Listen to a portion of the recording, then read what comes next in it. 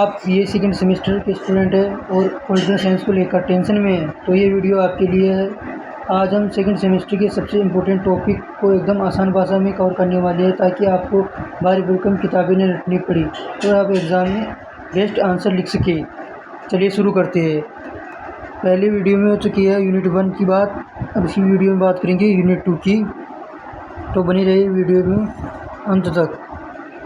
पहले भारतीय सामाजिक एवं राजनीतिक विचारक की बात करेंगे। इसके अंदर हम पिछले वीडियो में हो चुकी है बात यूनिट 1 की, इसमें से यूनिट की बात करेंगे। इसी कार्य में 3 प्रमुख भारतीय राजनीतिक विचारकों को अध्ययन किया जाता है। पहला है राजा राम मोहन राय के बारे में। तीनों के बारे में हमने टेबल बना ली है जिससे आपको तुलनात्मक अध्ययन आसान होगा आपका, और आपके एग्ज़ाम में बैक भी नहीं लगेगी और आपको शॉर्ट कंटेंट में फुल कंटेंट मिल जाएगा और आप अच्छा आंसर लिख सकेंगे। शुरुआत करते हैं। पहला है हमारा समाज सुधारक राजा राम मोहन राय। शुरुआत करते हैं राजा राम मोहन राय से। इनका परिचय है। आधुनिक भारत का जनक, भारतीय पुनर्जागरण का पिता और प्रथम आधुनिक भारतीय विचारक माना जाता है।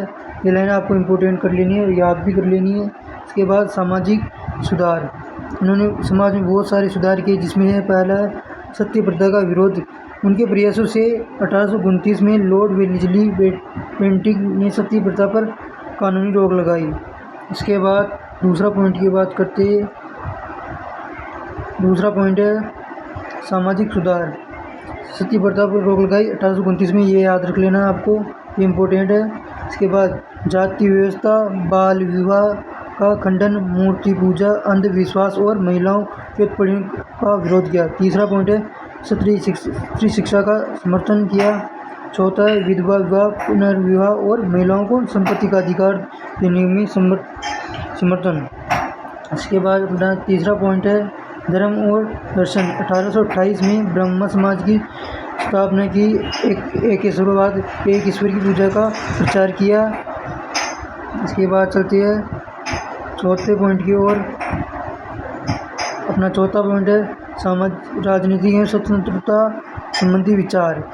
प्रेस की स्वतंत्रता के पक्षधर थे। उन्होंने संवाद कौमुदी और मिरात उल अखबार का संपादन किया। ये आपको अंडरलाइन कर रहा हूँ, जो याद करना है तो बिल्कुल कोटेशन में आपको बनाकर लिखना है, तो आपका आंसर अच्छे से एग्जामिनर को दिखेगा और आपका एक भी नंबर नहीं कटेगा। इसमें दूसरा पॉइंट है ब्रिटिश शासन के तहत प्रशासनिक और न्यायिक सुधार, जूरी प्रणाली और भारतीय के उच्च पदों पर नियुक्ति की मांग की थी इन्होंने। इसके बाद चलते हैं दूसरे समाज सुधार की और। हमारे दूसरे समाज सुधारक है स्वामी दयानंद सरस्वती। इनके बारे में आप बहुत जानते होंगे। अब स्वामी दयानंद सरस्वती की बात करते हैं। इनका परिचय महान समाज सुधारक और देशभक्त और आर्य समाज की संस्थापक थे, ये आपको याद रखना है। इनका दूसरा पॉइंट है मूल मंत्र नारा, वेदों की ओर लौटो।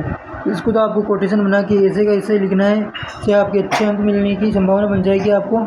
इसके बाद प्रमुख संरचना सत्यार्थ प्रकाश, जिसमें उनके धार्मिक, सामाजिक और राजनीतिक विचार संकलित है। इसके बाद धार्मिक एवं सामाजिक सुधार, इसमें 3 पॉइंट दिए गए। पहला लिखना है आपको 1875 में मुंबई में आर्य समाज की स्थापना की। इसके बाद दूसरा पॉइंट है मूर्ति पूजा, कर्मकांड, बलि प्रथा और अस्पृश्यता या छुआछूत का खंडन किया। इसके बाद अपना तीसरा पॉइंट है शुद्धि आंदोलन। इसके बाद अपना तीसरा पॉइंट है शुद्धि आंदोलन। शुद्धि आंदोलन, जिन लोगों का धर्मांतरण हो चुका है उन्हें पुनः हिंदू धर्म में शामिल करने के लिए शुद्धि आंदोलन चलाया। जिनका धर्म परिवर्तन हो चुका है उन्हें वापस हिंदू बनाने के लिए यह शुद्धि आंदोलन चलाया इन्होंने। इसके बाद अपना पाँचवा पॉइंट है इसके अंदर है राजनीतिक विचार। राजनीतिक विचार है स्वराज, सेल्फ रूल की अवधारणा। पहले व्यक्ति जिन्होंने कहा पूरा से बुरा देश राज्य भी अच्छे से अच्छे विदेशी राज्य से बेहतर होता है। ये कोटेशन आपको लिखना है, जिससे आपको अच्छे अंक मिल जाएंगे और PDF भी आपको टेलीग्राम पे मिल जाएगी इसकी। स्वदेशी और स्वभाषा। हिंदी भाषा आर्य भाषा को राष्ट्रीय चेतना का माध्यम बनाने और स्वदेशी वस्तुओं के उपयोग पर बल दिया। इसके बाद तीसरे समाज सुधार के बारे में चर्चा करते हैं हम। हमारे तीसरे समाज सुधारक स्वामी विवेकानंद जी। इनको कौन नहीं जानता, इनको विश्व भर में फेमस है स्वामी विवेकानंद जी। परिचय इनका, रामकृष्ण परमहंस के शिष्य थे, मतलब इनके गुरु थे और आधुनिक भारत में सांस्कृतिक राष्ट्रवाद के प्रणेता थे। 12 जनवरी को इनकी याद में युवा दिवस भी मनाया जाता है। आपको इनको तो याद ही रखना है। ऐतिहासिक भाषण 1893 में शिकागो अमेरिका में आयोजित विश्व धर्म संसद में अपने प्रसिद्ध भाषण से भारत की आध्यात्मिकता श्रेष्ठता का लोहा मनवाया। इसके बाद बात करते हैं अपने तीसरे पॉइंट की। इसमें धर्म और दर्शन। तीसरा पॉइंट हम बना है धर्म और दर्शन। 1893 में रामकृष्ण मिशन की स्थापना की। व्यवहारिक वेदांत, प्रैक्टिकल वेदांत, धर्म को केवल कर्मकांड तक सीमित न मानकर मानव सेवा ही ईश्वर सेवा है। इस कोटेशन को भी लिखना है आपको, जिससे आपके बेचने लगेगी और अच्छे अंक प्राप्त करोगे आप। इसके बाद चौथा पॉइंट है सामाजिक और राजनीतिक विचार। चौथा पॉइंट है सामाजिक और राजनीतिक विचार। इसमें पहला पॉइंट है नव वेदांत एवं सांस्कृतिक राष्ट्रवाद युवाओं को अपनी सांस्कृतिक जड़ों से जुड़ने और हीन भावना को त्यागने की प्रेरणा दी। युवा शक्ति और चरित्र का निर्माण। उठो जागो, तब तक मत रुको जब तक लक्ष्य प्राप्त न हो जाए। तो आपको इस कोटेशन को भी लिखना है। ये स्वामी विवेकानंद का फेमस कोटेशन है। इसके बाद निर्धनता और अज्ञानता का उन्मूलन। भूखे पेट के लिए धर्म और निरर्थक है, इसलिए समाज के कमज़ोर और शोषित वर्ग के उत्थान को प्राथमिकता दी जानी चाहिए। इसके बाद आपके लिए क्विक रिवीजन भी बनाई गई है। तो आपको क्विक रिवीजन है, पहले समाज सुधार की क्विक रिवीजन की बात करते हैं हम। तो पहले है ब्रह्म समाज 1828, राजा राममोहन राय। एक आशीर्वाद, एक ईश्वरवाद, सत्य प्रथा का अंत, ये इनके बारे में याद रखना है आपको, राजा राममोहन राय के बारे में। और स्वामी दयानंद सरस्वती के बारे में ये याद रखना है। पॉइंट ये आपको एग्जाम में अच्छे अंक दिलाने में कार्य करेगा। आर्य समाज 1875, स्वामी दयानंद सरस्वती। सत्यार्थ प्रकाश, वेदों की ओर लौटो, स्वराज, इनकी रचना है, आपको ये याद रखना है। इसके बाद रामकृष्ण मिशन 1893 में स्वामी विवेकानंद द्वारा शुरू किया गया। व्यवहारिक वेदांत, शिकागो भाषण 1893 में सांस्कृतिक राष्ट्रवाद। इसके बाद इस पूरे यूनिट का आपको क्विक रिवीजन बताया जा रहा है यहाँ पर। तो आपको क्विक रिवीजन करना है। पहला है बिंदु, राजा राममोहन राय, दयानंद सरस्वती, स्वामी विवेकानंद। अब सबसे पहले हम बात करते हैं राजा राममोहन राय के बारे में। इनका परिचय, आधुनिक भारत के जनक, मुख्य संस्था ब्रह्म समाज 1828 में। मुख्य रचना, इनकी रचना कोई नहीं दी गई यहाँ पर। प्रमुख विचार, एकैश्वरवाद, सती प्रथा का विरोध, क्षत्रिय अधिकार, प्रेस की स्वतंत्रता, ऐतिहासिक घटना, सती प्रथा पर रोक 1829 में लगाई। इनके बाद स्वामी दयानंद सरस्वती की बात करते हैं। परिचय इनका, महान समाज सुधारक, आर्य समाज के संस्थापक, आर्य समाज 1875, सत्यार्थ प्रकाश इनकी रचना। प्रमुख विचार है वेदों की ओर लौटो, शुद्धि आंदोलन, स्वराज, स्वदेशी, स्वभाषा। इसके बाद इनकी ऐतिहासिक घटना है आर्य समाज की स्थापना 1875। इसके बाद स्वामी विवेकानंद की परिचय के बारे में बात करते हैं। रामकृष्ण परमहंस के शिष्य थे, सांस्कृतिक राष्ट्रवाद की प्रेरणा थे। रामकृष्ण मिशन 1893 में स्थापना की। इनकी प्रमुख रचना नहीं दी गई यहाँ पर। प्रमुख विचार इनके व्यवहारिक वेदांत, मानव सेवा, युवा शक्ति, सांस्कृतिक राष्ट्रवाद, निर्धनता का उन्मूलन, शिकागो भाषण 1893। इसके बाद परीक्षा उपयोगी क्विक रिवीजन है और शॉर्ट में दिए गए आपको। ब्रह्म समाज 1828, राजा राममोहन राय।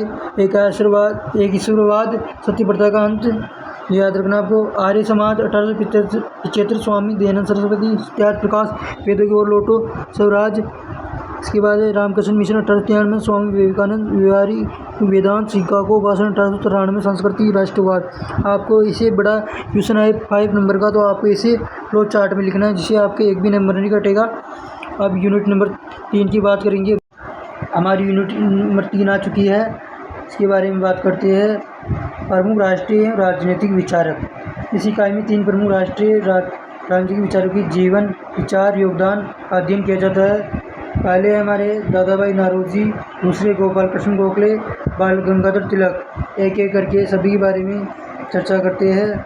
सबसे पहले चर्चा करते हैं दादा भाई नौरोजी। परिचय इनका ने भारत का वयोवृद्ध पुरुष, grand old man of India कहा जाता है, जो उत्तरवादी धारा के प्रमुख नेता थे। धन के निष्कासन का सिद्धांत अपनी प्रसिद्ध पुस्तक में बताया है। उनकी प्रसिद्ध पुस्तक है poverty and un British rule in India में उन्होंने सिद्ध किया है कि किस प्रकार की ब्रिटिश शासन भारतीय धन को इंग्लैंड में ले जाकर भारत को गरीब बना रहा है। ये आपको इसे डायग्राम भी बना सकते हो आप, इससे आपके अच्छे मिल जाएंगे। इसके बाद राजनीतिक योगदान एवं स्वराज। वह ब्रिटेन के हाउस ऑफ कॉमन्स में चुने जाने वाले प्रथम भारतीय थे 1892 में। ये भी याद रखना है आपको। 1900 में कोलकाता कांग्रेस अधिवेशन की अध्यक्षता करते हुए उन्होंने पहली बार कांग्रेस के मंच से स्वराज शब्द का प्रयोग किया। इसके बाद अपना डी पॉइंट आ चुका है। ये आर्थिक राष्ट्रवाद। भारत की प्रति व्यक्ति आय का सबसे पहला आकलन दादा भाई नौरोजी ने किया था। इसके बाद चलते हमारे दूसरे समाज सुधार के बारे में। हमारे गोपाल कृष्ण गोखले है, इनके बारे में चर्चा करते हैं। परिचय इनका। गोखले उत्तरवादी विचारधारा के शीर्ष नेता थे। उन्हें महात्मा गांधी का राजनीतिक गुरु माना जाता था। राजनीतिक आध्यात्मिकरण। उनका मानना था कि राजनीति केवल सत्ता प्राप्ति का साधन नहीं है, बल्कि जनसेवा, नैतिक मूल्यों पर आधारित होना चाहिए। इसके बाद तीसरा पॉइंट है सफरेट्स ऑफ इंडिया सोसाइटी। 1905 में उन्होंने भारत सेवक समाज की स्थापना की। इसका उद्देश्य युवाओं को देश सेवा और सामाजिक लिए प्रशिक्षित करना था। सामाजिक कार्यों के लिए प्रशिक्षित करना था, अर्थात अपनी भाषा में ट्रेनिंग देना था। इसके बाद भारत सेवक समाज 1905। उन्होंने इस डायग्राम कैसे लिखना है आपको, इससे आपको चेंज मिल जाएगी। उद्देश्य क्या था इनका? युवाओं को प्रशिक्षित करना अर्थात ट्रेनिंग देना, देश की सेवा की भावना जगाना, सामाजिक कार्य, नैतिक एवं चरित्र का निर्माण। डी पॉइंट है संवैधानिक तरीके से प्रशासनिक सुधार। पहला पॉइंट है वह इनसे क्या उग्र तरीकों के बजाय प्रार्थना याचिका संवैधानिक आंदोलन पर विश्वास रखते थे। 1919 में मार्क्स मिंटो सुधार, यह आपको इम्पोर्टेंट कर लेना, ये बहुत खतरनाक नियम आया था 1909 के दशक में। गांधी में बजट तथा शिक्षा पर विधान परिषद की सुधार की मांग उठाने की इनकी प्रमुख भूमिका थी। इसके बाद चलते हैं हमारे तीसरे समाज सुधार के बारे में। हमारे तीसरे समाज सुधारक है बाल गंगाधर तिलक जी। इनकी बात करते हैं। परिचय।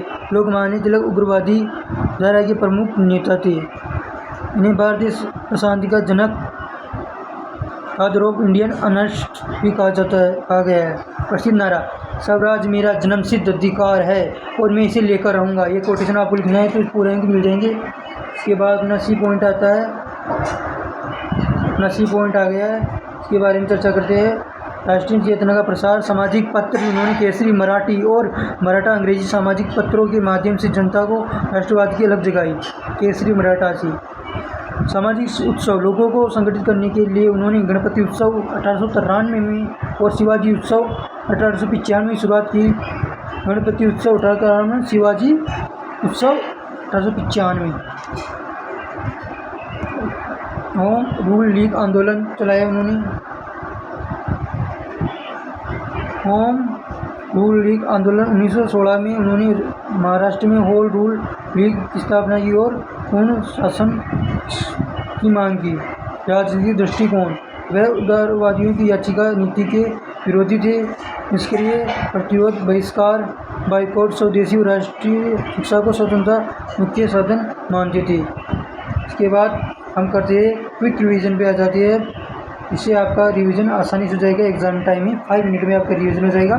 तो क्विक रिवीजन की बात करते हैं हम।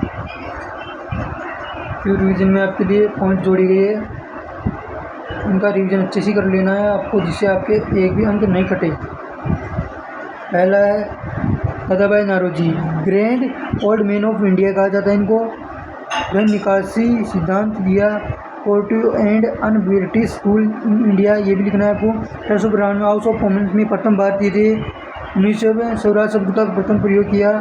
प्रति व्यक्ति आय का पहला आकलन किया। गोपाल कृष्ण गोखले महात्मा गांधी के राजनीतिक गुरु भारतीय सेवक समाज की स्थापना 1905 में। राजनीतिक का आधुनिकीकरण, प्रार्थना और याचिका संवैधानिक मार्ग समर्थन 1909 में।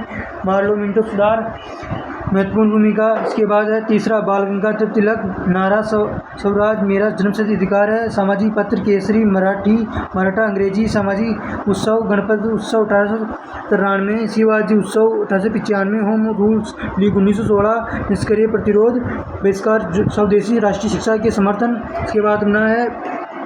इसके बाद यह अपना क्विक रिवीजन दूसरी टेबल बनाई गई है। विचारक उपनाम पहचान, विचारक प्रमुख योगदान, प्रमुख वर्ष घटना।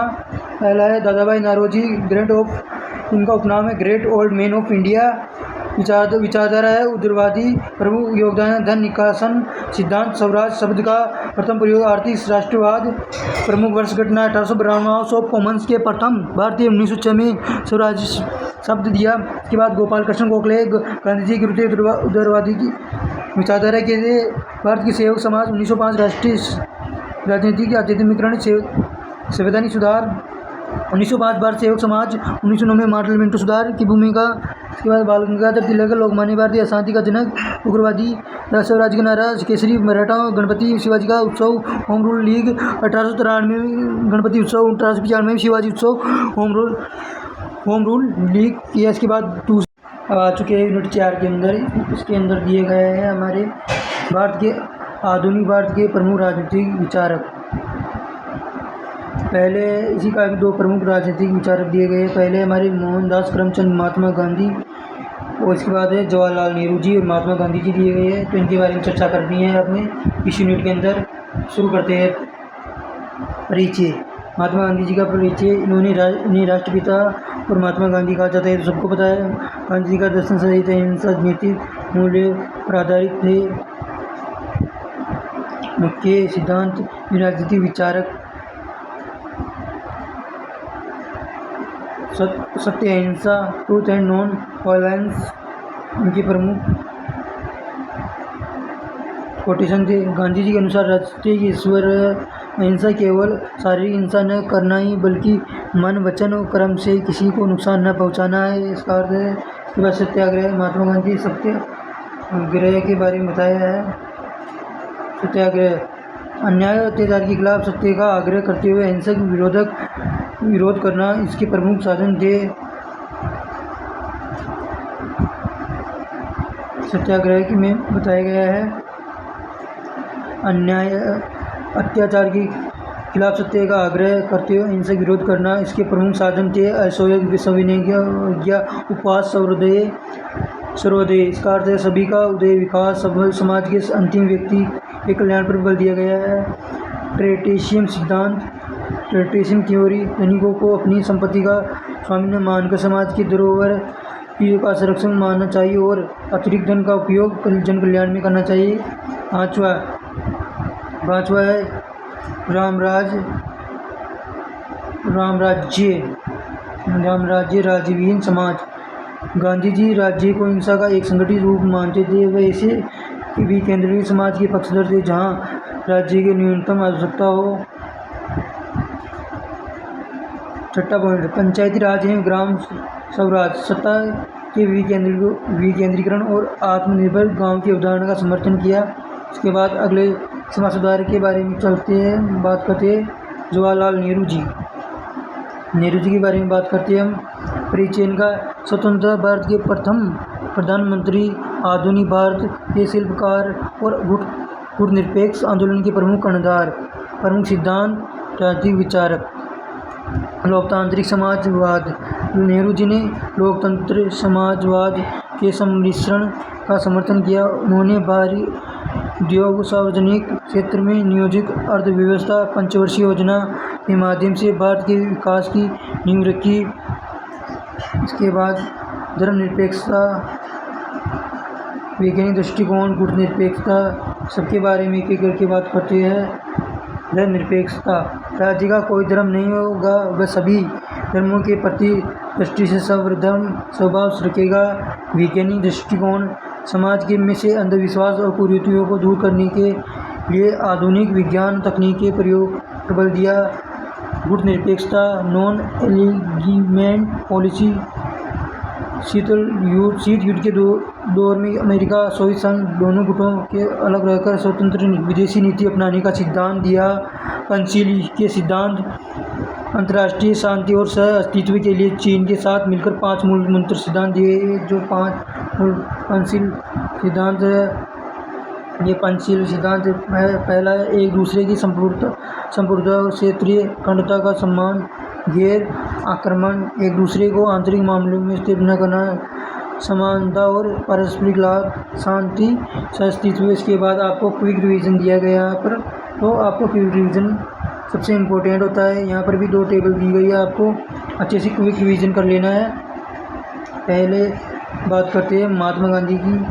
महात्मा गांधी जी राष्ट्रपिता और महात्मा फैलाए सत्य अहिंसा पर आधारित दर्शन, सत्याग्रह, असहयोग, उपवास, सर्वोदय, सभी का उद्देश्य, अंतिम व्यक्ति का कल्याण अर्थात सभी का कल्याण, ट्रेडिशन सिद्धांत, दैनिक संपत्ति के संरक्षक, मात्र रामराज्य एवं राज्यविहीन समाज के समर्थक, पंचायती राज एवं ग्राम स्वराज विकेंद्रीकरण के पक्षधर थे। इसके बाद जवाहरलाल नेहरू जी के बारे में बात करते हैं हम। स्वतंत्र भारत के प्रथम प्रधानमंत्री थे, लोकतांत्रिक समाजवाद के समर्थक थे। पंचवर्षीय योजना, भारी उद्योग और सार्वजनिक क्षेत्र पर बल दिया।